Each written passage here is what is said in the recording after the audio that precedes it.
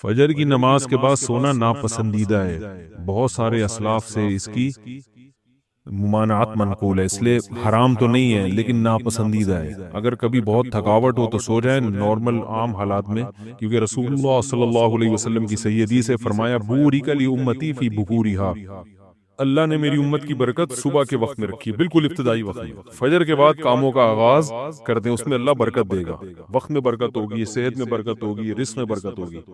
اللہ تعالیٰ نے ارشاد فرمایا کہ جس دن اللہ اپنی پنڈلی کو ظاہر کریں گے، جو اللہ ہی جانتا ہے ان چیزوں میں متشابہات میں ہے، اس کی کیفیات ہمیں معلوم نہیں ہے، ان میں بحث کرنا بھی ناجائز ہے۔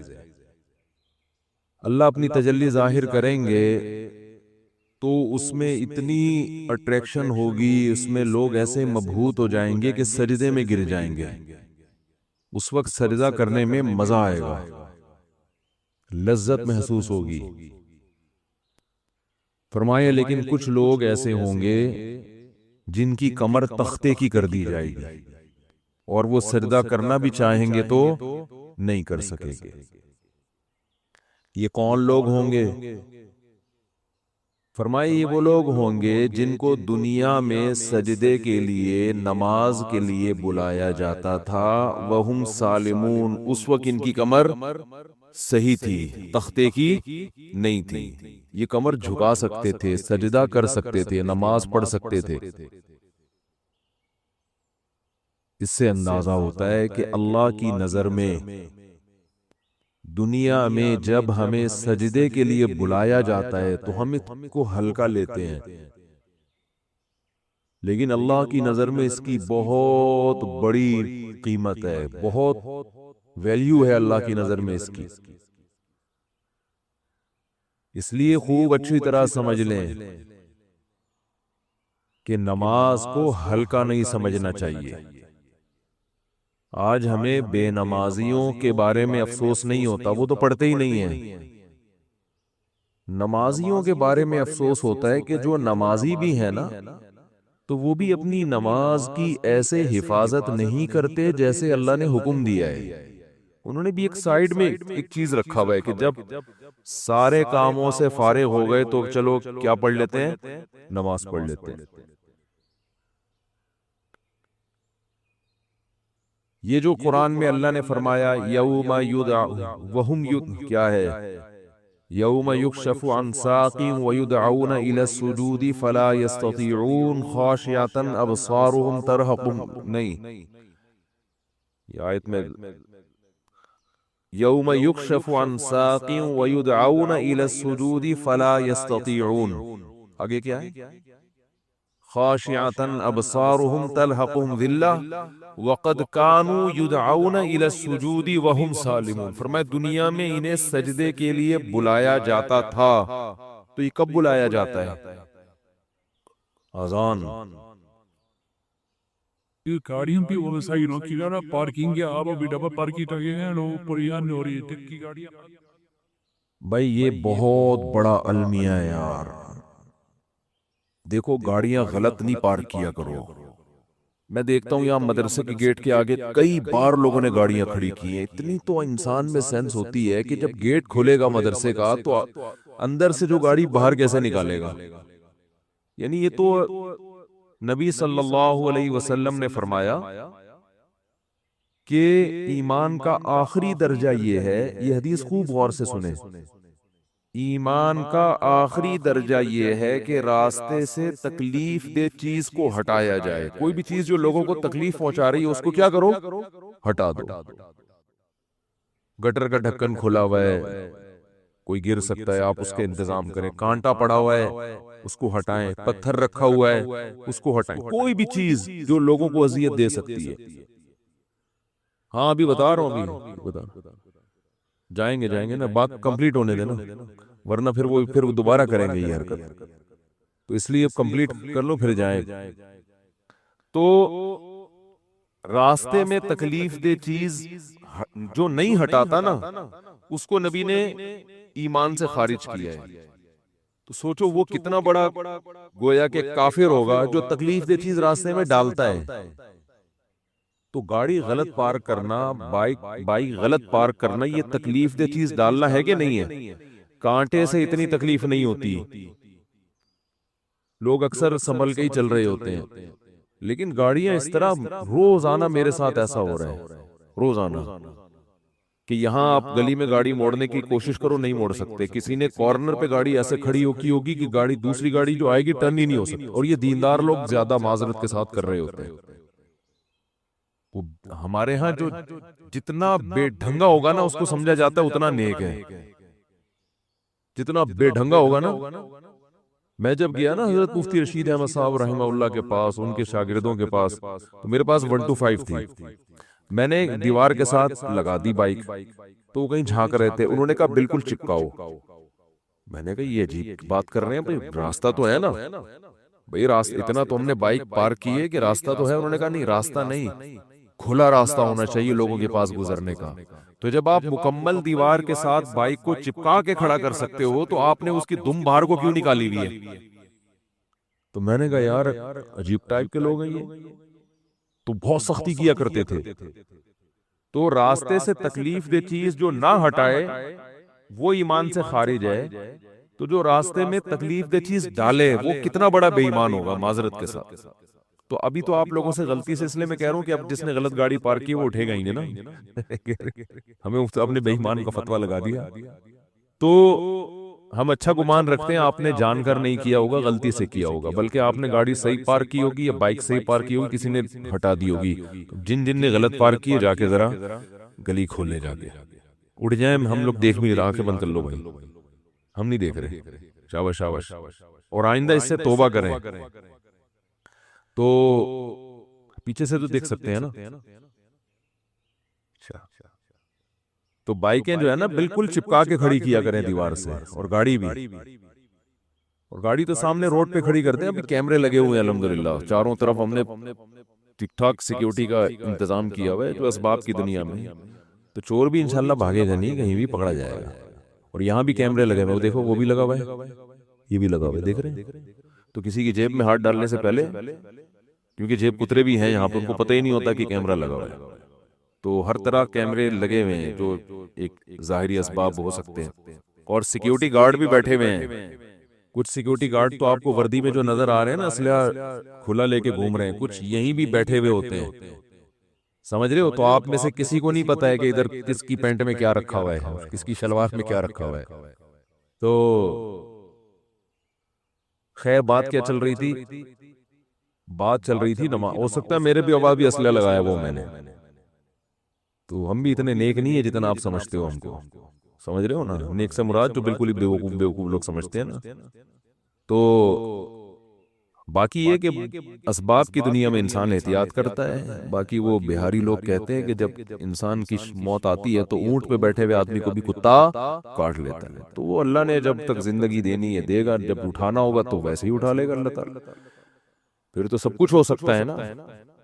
تو ایک ظاہری لحاظ سے جو کچھ ہو سکتا ہے وہ کرتا ہے انسان، باقی اللہ چاہے گا تو سب کچھ ہو سکتا ہے۔ ایک چھوٹا سا مچھر انسان کو مار سکتا ہے، تو ایک چھوٹی سی گولی مار سکتی ہے انسان کو، کچھ بھی ہو سکتا ہے۔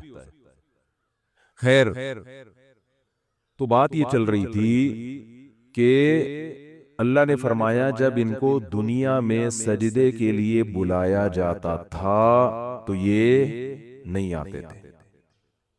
تو جو اللہ جب بلاتے ہیں اس بلانے کو کیا کہا جاتا ہے؟ اذان۔ اذان بڑی زبردست چیز ہے۔ مجھے تو حقیقت بتاؤں، جو میرے جیسا نالائق جو نماز کی ٹوٹی پھوٹی اہمیت اللہ نے ہمارے دل میں پیدا کی نا، وہ اذان کی وجہ سے، کہ اللہ کو نماز سے اتنی محبت ہے، اتنی محبت ہے، اتنی محبت ہے کہ ہر دفعہ پوری تقریر مؤذن سے کہلوائی جاتی ہے۔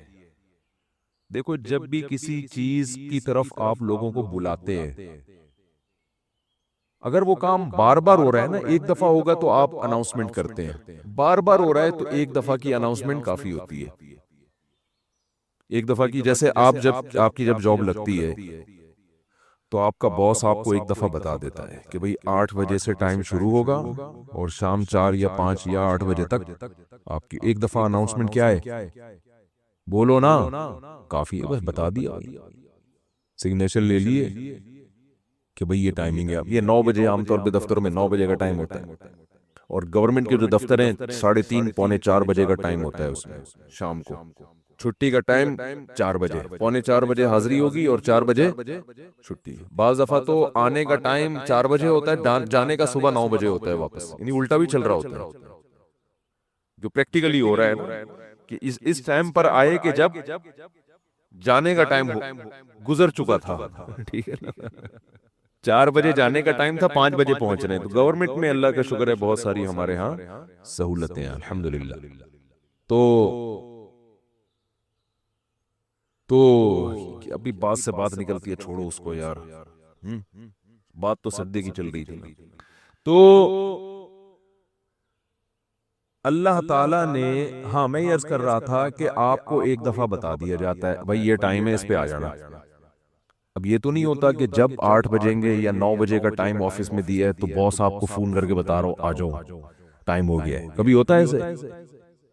نہیں ہوتا نا. کیوں نہیں ہوتا؟ ان کو پتہ ہے خود آئے گا. اس لیے کہ کیا ملتا ہے سال کے آخر میں؟ روکھڑا ملتا ہے. روکھڑا ملے گا تو سارے کام ہوں گے, عزت بھی ملے گی, ترقی ہوگی آپ کی. دیکھا جاتا ہے نا پرائیویٹ اداروں میں, تو دیکھا جاتا ہے, گورنمنٹ میں دیکھا جانا چاہیے کہ یہ اس کی حاضریاں کتنی ہیں اور کتنا اس نے کام کیا ہے. لہذا ان کو موٹیویٹ کرنے کے لیے آپ کو بار بار اناؤنسمنٹ کی ضرورت نہیں ہے.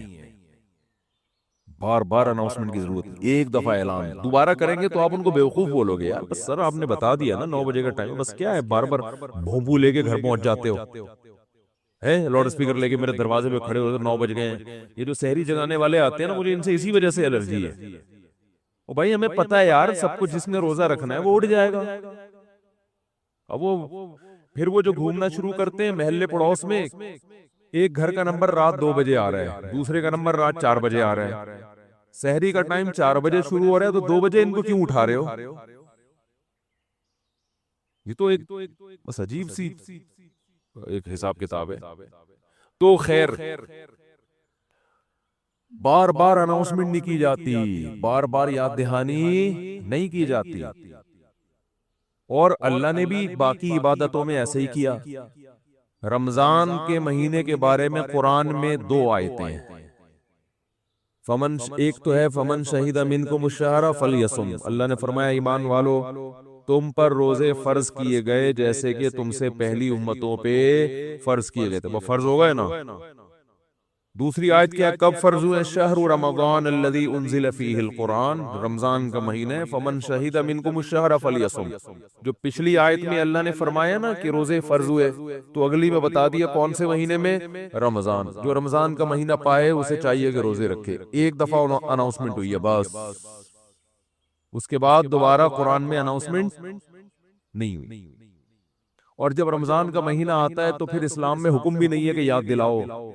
مؤذن کو حکم کے تمام حضرات سے گزارش ہے کہ رمضان کا مہینہ آ گیا ہے اور اللہ کی طرف سے اعلان ہے کہ اس مہینے میں سب روزے رکھو. کوئی اللہ کی طرف سے ایسی اناؤنسمنٹ ہوتی ہے؟ بھائی مسجد کے امام اپنی ذمہ داری پہ کسی کو یاد دلاتے ہیں روزہ رکھو, ترغیب دیں, وہ ان کا کام ہے. اللہ نے کوئی لگے بندے الفاظ نازل نہیں کیے. لہذا مسجد کا امام یاد نہ بھی دلائے تو بھی کوئی گناہ گار نہیں ہے. اللہ کہتے ہیں میں نے قرآن میں جب بیان کر دیا نا بس صحیح ہے, سن لیا ان لوگوں نے, کافی ہے. حج کے بارے میں ایک آیت ہے قرآن میں جس میں فرضیت کا ذکر ہے. وَلِلَّهِ عَلَى النَّاسِ حِجُّ الْبَيْتِ مَنِ اسْتَطَاعَ إِلَيْهِ سَبِيلًا. لوگوں, اللہ کے لیے لوگوں پر لازم ہے کہ وہ بیت اللہ کا حج کریں جو وہاں جانے کی استطاعت رکھتے ہوں. ومن کفرا, جو استطاعت کے باوجود نہیں جائے گا, فإن اللہ غنی عن العالمین, اللہ کو اس کی پرواہ نہیں ہے. ایک آیت جس سے فرضیت ہے, دوسری آیت نہیں ہے. یہ تو ہے کہ ابراہیم علیہ السلام نے یوں کہا تھا, حج کے لوگوں کو کہا تھا کہ حج کرو. اللہ کا جو اپنا آرڈر ہے نا, جو اللہ کے اپنے کلام میں آرڈر ہے وہ ایک ہی ہے جہاں تک مجھے یاد پڑتا ہے. لیکن نماز ایک تو قرآن میں جگہ جگہ بھر دی اللہ نے نماز کو، جہاں ایمان والوں کی صفات نماز پڑھتے ہیں۔ قرآن شروع کہاں سے ہو رہا ہے؟ الذین یقیمون الصلاۃ ومما رزقناہم ینفقون۔ ایمان والوں کا عقیدہ صحیح ہوتا ہے اور عمل میں کیا؟ نماز قائم کرتے ہیں۔ جہاں عمل کی بات آئے گی نا، نماز، جہاں جنتیوں کی صفات آئیں گی، نماز اور زکوٰۃ۔ زکوٰۃ بھی ہے ساتھ ساتھ، وہ کیوں ہے پھر کسی اور موقع پر بیان کروں گا انشاءاللہ۔ سب سے پہلے نماز پھر زکوٰۃ، سب سے پہلے نماز پھر اللہ کی راہ میں خرچ، یعنی زکوٰۃ یا اللہ کی راہ میں خرچ مختلف عنوانات سے، کہ نماز بھی پڑھتے ہیں اور خرچ بھی کرتے ہیں، دونوں کام چلتے رہتے ہیں ان کے۔ اس سے پتہ چلتا ہے کنجوس نمازی اللہ کو پسند نہیں ہے، یعنی نماز کے ساتھ سخاوت بھی ہے تو، لیکن نماز کو پہلے درجے پہ رکھا گیا ہے۔ وجہ کیا ہے اس کی؟ اتنا فوکس کیوں کیا جا رہا ہے، اتنا زیادہ اس کو ہائی لائٹ کیوں کیا جا رہا ہے؟ پھر چلو اللہ نے قرآن میں درجنوں جگہوں پر کہہ دیا نماز پڑھو، بار بار کہہ دیا نماز پڑھو نماز پڑھو، اتنا کہا ہے کہ اس سے زیادہ کوئی حکم قرآن میں ملتا ہی نہیں ہے۔ چلو اتنا زیادہ کہہ دیا، اب تو بار بار اناؤنسمنٹ کی ضرورت اور بھی نہیں ہے نا، اب تو بالکل ہی ضرورت نہیں ہے۔ دیکھو آپ کے باس نے آپ کو بلایا دفتر اور آپ سے کہا کہ 9 بجے آپ نے پہنچنا ہے، ایک دفعہ کہہ دیا، اس کے بعد پھر آپ کو کہا میں دوبارہ کہہ رہا ہوں 9 بجے آپ کی ٹائمنگ شروع ہو جاتی ہے۔ سمجھ میں آ گئی بات؟ آپ نے کہا آگے، پھر تیسرے بار کہہ رہا ہے میں بتاؤں کتنے بجے ٹائم ہے آپ کا؟ 9 بجے۔ 10 دفعہ جب کہہ دے گا نا 9 بجے، اب جب 9 بجیں گے تو آپ کو یاد نہیں دلائے گا، وہ کہے گا میں نے 10 دفعہ اسی لیے کہہ دیا تھا کہ دوبارہ مجھے یاد دلانے کی ضرورت نہ پڑے۔ اب آپ اگلے دن لیٹ ہو رہے ہو، 11 بجے پہنچ رہے ہو، تو وہ کہہ رہے، وہ کہے گا کہ آپ کیوں لیٹ آ رہے ہو؟ آپ کو سر آپ نے 9 بجے مجھے یاد نہیں دلایا۔ وہ کیا کہے گا باس کہ بھائی جو پہلے دن میں نے 10 دفعہ کہا تھا نا 9 بجے، وہ اسی لیے کہا تھا کہ ایک دفعہ کہنا کافی تھا، مگر 10 دفعہ اس لیے ریپیٹ کیا تھا کہ دوبارہ یاد دلانے کی ضرورت نہ پڑے۔ آپ یہ نہ کہو کہ میں بھول گیا تھا۔ بہت مشکل ہے سمجھانا، بہت مشکل ہے۔ تو جب اللہ نے نماز کو سینکڑوں دفعہ ریپیٹ کیا قرآن میں، تو اب تو ہر وقت یاد دلانے کی بالکل بھی ضرورت نہیں تھی۔ کمال ہے بھائی، اللہ نے کیا فرمایا کہ اتنا یاد دلاؤ کہ پیدائش سے لے کے موت تک اذان ہی سنتا رہیے بیٹھ کے۔ پیدا ہوا تو کان میں اذان دلوائی اس کی، پیدا ہوا تو کان میں اذان، نماز کی طرف دعوت، حالانکہ سمجھتا نہیں ہے بچہ، ایک حرف بھی سمجھ بھی نہیں آتا اس کے اذان، بچہ تو نہ سمجھ ہوتا، اس کو کیا پتا چلتا ہے میرے کان میں کیا ہو رہا ہے؟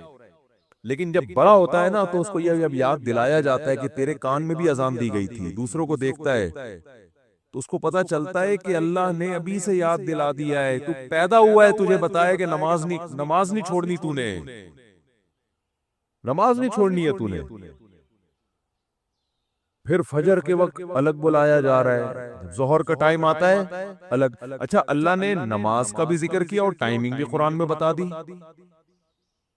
اقیم الصلاۃ لدلوک الشمس الی غسق اللیل، نماز کو قائم کرو سورج کے ڈھلکنے کے اوقات میں اور رات کے اندھیروں میں بھی۔ اس میں پانچوں نمازیں آ گئی۔ سورج میں جب کوئی بڑی تبدیلی ہوتی ہے نا تو اس کو ڈھلکنا کہتے ہیں۔ سورج میں جب بڑی تبدیلی ہوتی ہے، فجر کے وقت سورج کیا اندھیروں سے نکل کے روشنیوں کی طرف جب لائٹ مارتا ہے نا سورج مشرق سے، دیکھو کوئی گاڑی، آپ کسی گاڑی کا انتظار کر رہے ہو یار، وہ دولہے کی مثال دیتے ہیں، اس کو بات سمجھ میں آئے گی۔ دولہا بارات کے انتظار میں ہال میں بیٹھا ہوا، بارات آ رہی ہے کہ نہیں آ رہی ہے، ٹائم دیکھ رہا ہے یار لیٹ، پہلی میں بہت لیٹ ہو گیا، مفتی صاحب کا بیان سن کے تو 45 سال میں شادی کر رہا ہوں، اوپر سے بارات لیٹ ہے، تو وہ فوراً دیکھتا رہے گا کہ بھئی ایک دم بسوں کی لائٹیں جو ہے نا گلی کے نکڑ پہ بس نظر نہیں آتی، لائٹنگ پہلے ہوتی ہے نا، لائٹنگ سے اندازہ ہو جاتا ہے کہ اب بارات پہنچنے والی ہے، پر پٹاخے بعد میں۔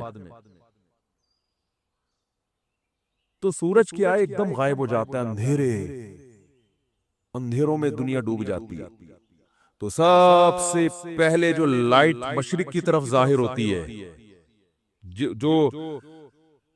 جو لائٹ یعنی اس طرح ہوتی ہے، وہ ایک تو عمودی لائٹ ہوتی ہے نا، عمود کو کیا کہتے ہیں؟ پرپینڈیکولر کہتے ہیں، ہم تو ٹریگنومیٹری پڑھ کے بھول گئے یار. ہاں ہاریزونٹل، ہاریزونٹل میں لفظ بھول گیا ہوں، نے بہت پڑھی ہے ٹیکنیک. ہاریزونٹل ایک ہوتا ہے پرپینڈیکولر، ایک ہوتا ہے بیس کہتے ہیں اس کو. بال چھوڑو، ٹریگنومیٹری پر بعد میں پڑھیں گے. ایک لائن، ایک روشنی یوں آتی ہے، پھر ایک روشنی ایسے. جو یہ روشنی ہے نا، اس کو صبح کاذب کہتے ہیں. صبح کاذب، یہ جھوٹی صبح ہے، یہ اس کی علامت نہیں ہے کہ سورج آ رہا ہے ابھی. اس کے بعد جب ایک دم افق پہ مشرق یعنی مشرق کی طرف آسمان کے کنارے پہ جو ایسے لائٹ پھیلتی ہے نا، یہ وہ والی لائٹ ہے جو بارات آتے ہوئے ٹرک جو بس مارتی ہے نا لائٹ، اب یہ آ گئی ہے. اس سے پہلے تو کوئی سگریٹ پی رہا تھا یا کیا کر رہا تھا. تو اس کو کہتے ہیں صبح صادق، سچی صبح. وہ پہلے والی صبح سے دھوکا ہوتا ہے کہ شاید سورج نکل رہا ہے، وہ اس لیے اس کو صبح کاذب کہا جاتا ہے. اور اس کے بعد آتی ہے صبح صادق. تو وہ جو لائٹ مشرق کی طرف پھیلتی ہے نا ایسے لمبائی میں، وہ اس کی علامت ہوتی ہے کہ وہ اندھیرے ختم. ایک دم سورج ایک ڈھلکنا شروع ہو رہا ہے نا، ایک دنیا میں بہت بڑی چینجنگ آ رہی ہے. تو اللہ نے فرمایا جیسے ہی دنیا میں یہ چینجنگ آئے گی، تبدیلی آئے گی اس سے، سورج کے ڈھلکنے سے، تم نے کیا کرنا ہے اس موقع پر؟ نماز قائم کرنا ہے، اپنے رب کو یاد کرنا ہے. میرا رب مجھے رات کے اندھیروں سے نکال کے دوبارہ، کتنی بڑی خدا کی قسم، یہ سورج کا طلوع ہونا اتنی بڑی نشانی ہے اللہ کی وجود کی. ایتھیس اور ملحد پاگل ہوتے، مجھے لوگ کہتے ہیں ملحدوں پہ کو معاف کر دیں، بیان نہ کریں آپ، بہت بیان ہو گیا ملحدوں پر. لیکن بھائی کیسے یار چھوڑ دیں؟ اتنی بڑی خدا کی نشانیاں دیکھ کر جو بدبخت کہتے ہیں یہ آٹومیٹیکلی ہو رہا ہے. اور یار ایسا سسٹم، اتنا ایندھن اس کے اندر، ایسی روشنی، کیسا جیسے آپ تکے کو گھماتے ہیں نا جب پکاتے ہیں، کوئلے پہ جب تکا پکاتے ہیں، ادھر سے پک گیا، اب کیا کرو؟ گھماؤ، یہ خود بخود گھومتا ہے.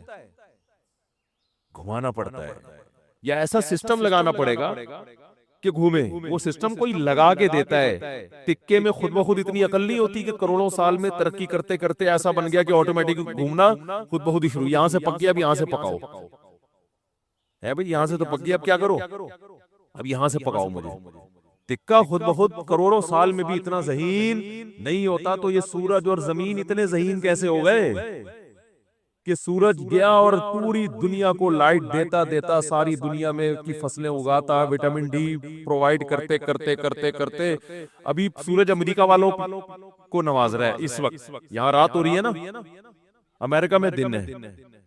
سورج وہاں جا کے گوروں کو وٹامن ڈی دے رہا ہے، ان کی فصلوں میں جان پیدا کر رہا ہے. ہمارا نمبر، ابھی ہم تکے کی وہ والی سائڈ ہے، انگارے کے دوسری طرف گئے ہیں ہم لوگ. بھئی یہاں سے تو زمین پک گئی ہے، اب اس کو تھوڑا سا اندھیرے میں رکھو، اس کو پکانے کی ضرورت نہیں ہے. اب میرے اس طرح پکانے کی باتیں کرنے سے ایتھیس کو تپانے کا کام ہو رہا ہے. حقیقت ہے نا، جب سورج پکا رہا ہے اور ایتھیس ہمیں تپا رہا ہے، خود بھی تپ رہا ہے الٹی باتیں کر کے. تو یہ بھائی کیسا خوبصورت نظام ہے یار. سورج کا جو طلوع ہے نا، خدا کی قسم یہ اللہ کی بہت بڑی نشانی ہے. لاکھوں کروڑوں سال ہو گئے سورج کی حرکت میں کوئی تبدیلی نہیں ہو رہی. کتنا بڑا آگ کا ایندھن ہے، آگ کا ایندھن زمین سے لاکھوں گنا بڑا. اتنی آگ، اتنا ایندھن کہاں سے آ گیا؟ اسٹیل مل میں جو ایندھن جس سے لوہا پگھلایا جاتا ہے، یہ آٹومیٹکلی پیدا ہو گیا، یہ اس کو پیدا کیا گیا ہے. یہ تو ڈالا جاتا ہے نا اس میں بھٹیوں کو جلانے کے لیے. سورج میں کہاں سے آ گیا؟ اتنی آگ برسا رہا ہے، اور ایسی لائٹ ہے اس کی کہ آپ جب سورج کی روشنی ہوتی ہے، آپ کے ہزار وولٹ کے بلب فیل ہو جاتے ہیں، پتہ ہی نہیں چل رہا ہوتا کہ جل رہے ہیں کہ بجھ رہے ہیں. کیا تن تناتا ہوا شان کے ساتھ مشرق سے نکلتا ہے. تو اللہ نے کہا ابھی نکلنے سے پہلے پوری دنیا کا نظام چونکہ چینج ہو رہا ہے، اندھیروں سے ڈوب کے تم روشنیوں کی طرف آ رہے ہو. تو جو ملحد ہوگا، جو خدا کا انکار کرنے والا ہے، اسے اس سے کوئی غرض نہیں ہے کہ اللہ نے مجھے دوبارہ زندگی دی، دوبارہ سورج میری خدمت کے لیے طلوع ہو رہا ہے اور اس زمین کا نظام دوبارہ سے کیا ہو رہا ہے، چینج ہو رہا ہے۔ وہ تو پڑا وقت خواب خرگوش کے مزید لیتا رہے گا، کافر خدا کو یاد نہیں کرے گا۔ اور جو خدا کو مانتے ہیں، جو مشرک ہیں، وہ مندروں میں جا کے بتوں کے سامنے جھکیں گے، حالانکہ وہ تو خود پیدا کیے ہوئے ہیں ان بتوں کو اللہ نے۔ تبھی قرآن کہہ رہا ہے لا تسجدوا للشمس ولا للقمر، سورج اور چاند کی خدمت کو دیکھ کے ان کو سجدہ مت کرو، واسجدوا للہ الذی خلقہن، سجدے کے لائق وہ خدا ہے جس نے سورج اور چاند کو بنایا ہے۔ ہندو کہتا ہے گائے ہماری بڑی خدمت کرتی ہے، گائے ہماری ماں ہے، ہمارا بھگوان ہے۔ او بھائی، جس خدا نے گائے کو تمہاری خدمت کے لیے بنایا ہے وہ ہے تمہارا اصل بھگوان، وہ ہے تمہارا اصل معبود۔ یہ گائے بنی نہیں ہے، بنائی گئی ہے۔ ایک میکینک نے گاڑی بنا کے آپ کو گفٹ دے دی، گاڑی کا شکریہ ادا کر رہے ہو آپ؟ بے وقوفی ہے یا نہیں ہے؟ ایک سائنٹسٹ نے گاڑی بنائی اور آپ کو دے دی، لو بھی چلو۔ ریوو بنائی، ریوو اس لیے کہہ رہا ہوں کہ مثال تو اچھی دینا آدمی۔ میں نے کہا ہے نا کہ دیکھو بعض لوگ جو غریب ہونا تو کوئی برائی ہے نہیں، ہمارے نبی صلی اللہ علیہ وسلم دنیا کے مسکین تھے۔ سوچ کا غریب ہونا کیا ہے؟ نقصان۔ اس لیے میں انڈے والے برگر کی مثال نہیں دیتا، مثال ہمیشہ زنگر برگر کی ہوگی۔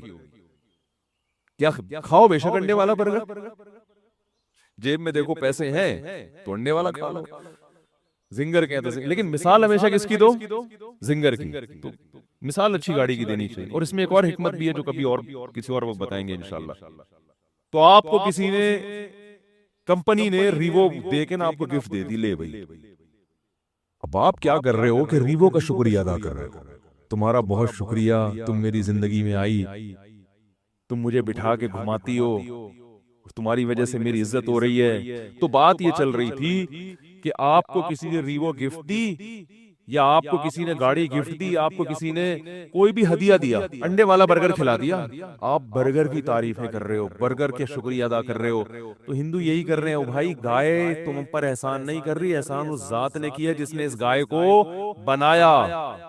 تو خدا کہہ رہا ہے کہ نہ ملحدوں کی طرح خدا کا انکار کرو کہ یہ خود بخود ہو رہا ہے، اور نہ مشرکین کی طرح اصل خدا کو چھوڑ کر بنی ہوئی چیزوں کو پوجنا شروع کر دو۔ اسلام کتنا بیلنس کرتا ہے، کیسی اعتدال والی بات کرتا ہے۔ لا تسجدوا للشمس ولا للقمر، سورج اور چاند کو سجدہ مت کرو ان کی خدمت کو دیکھ کے۔ واسجدوا للہ الذی خلقہن، اس ذات کو سجدہ کرو جس نے ان کو بنایا۔ یہاں بھی سجدے کا ذکر ہے، نماز میں ہوتا ہے سجدہ۔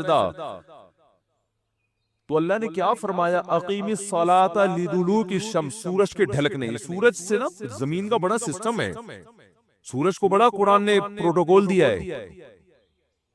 قرآن نے اپنی نشانیوں میں، اگر میں یہ کہوں کہ جتنا سورج کو پروٹوکول دیا ہے شاید کسی اور نعمت کو نہیں دیا، تو شاید میری یہ دعویٰ غلط نہیں ہوگا۔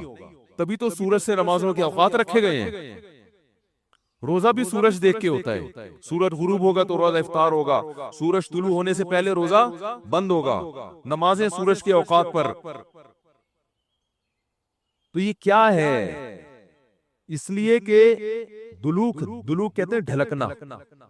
تو اللہ نے ڈھلکنے کے اوقات اس لیے رکھے کہ اس وقت دنیا میں بڑی بڑی تبدیلیاں آ رہی ہوتی ہیں، بڑی بڑی تبدیلیاں۔ رات کے اندھیرے دور ہونا شروع ہو جاتے ہیں، بہت بڑی چینجنگ دنیا میں آتی ہے جس کا پوری دنیا پہ بھی اثر پڑتا ہے، آپ کی باڈی پہ بھی اثر پڑتا ہے، پوری دنیا کے نظام پہ اثر۔ وہ کیا ہے؟ سورج کی جو کرنیں ہیں، مشرق سے بھی سورج کے طلوع ہونے کا ٹائم ہوا ہے، آپ کو روشنی دیکھ کے اندازہ ہو جاتا ہے کہ اب صبح ہونے والی ہے اور اس زمین کے نظام میں تبدیلی آنے والی۔ تو عقل مند لوگ کیا کرتے ہیں؟ اللہ نے فرمایا اس موقع پر تم نے کس کو یاد کرنا ہے؟ اللہ کو یاد کرنا ہے۔ کس طرح؟ جس طرح اللہ کہتا ہے میں بتاؤں گا، اس طرح یاد کرنا ہے۔ کیونکہ اگر اللہ نہ بتاتا کس طرح یاد کرنا ہے، پھر ہم عبادت کے وہ طریقے نکال لیتے جو غیر مسلموں نے نکالے ہوئے ہیں، عجیب عجیب سے۔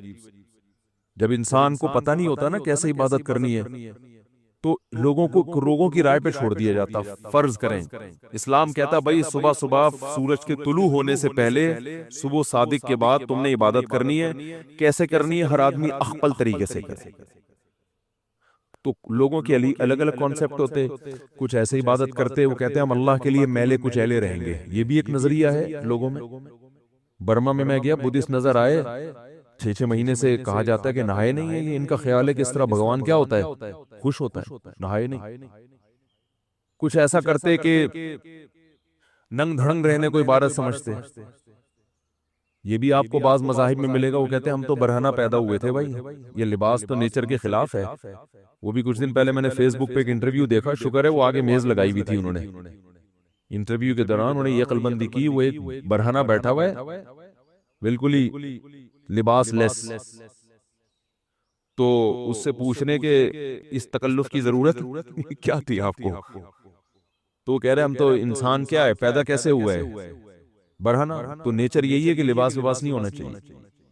نیچے لوگوں نے طبیعت سے گالیاں دی ہوئی نا کہ اس کی کوئی ماں بہن نہیں ہے گھر میں تو یہ بھی ایک عبادت کا ان کے خیال میں طریقہ ہے۔ بعض لوگوں میں عبادت کا طریقہ یہ ہے کہ ہم گوشت نہیں کھائیں گے، اس سے اللہ خوش ہوگا۔ تو انسان کو اگر آزاد چھوڑ دیتا نا اسلام کہ تم اللہ کو جس طرح بھی راضی کرنا چاہو کرو، تو انسان غلط رخ پہ چلا جاتا، وہ انسانیت کے دائرے سے نکل جاتا۔